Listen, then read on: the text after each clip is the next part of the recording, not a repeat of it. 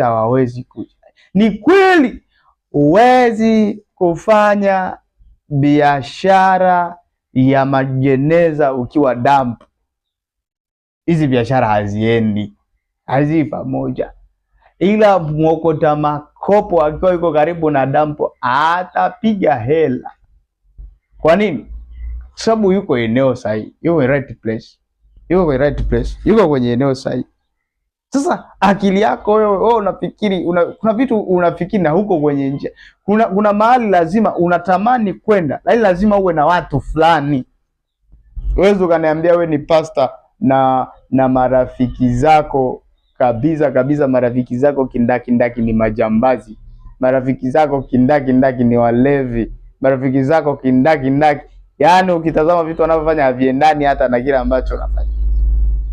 Wewe ukawa pastor na marafiki zako wakubwa kabisa, wakawa waganga wa kienyeji, tunasema ndio marafiki zako.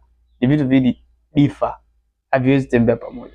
Kuna watu ukihusiana nao, ukatembea nao, na maisha yako yamekuwa ya tofauti. Kuna watu ukihusiana nao, ukawa karibu nao, wewe level yako ni nyingine. Sikiliza, hata sisi tunapoanza media, kuna watu lazima tumekaa nao. Na wakati mwingine umejitoa akili na ufahamu kabisa, umeenda unakaa kwa mimi ni kama umejizima data, kama huna kwenu, huna kwako vile. Umejizima data tu kabisa. Huko, kuna kitu unatafuta, kuna kitu unataka, kuna ujuzi unautafuta.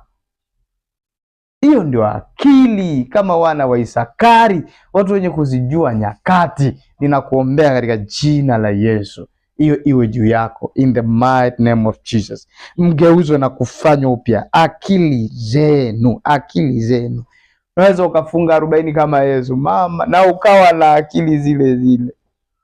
Hauna badiliko. Ndio maana mfungo huu tunataka tuinue mabadiliko. Lazima uwe na mabadiliko katika akili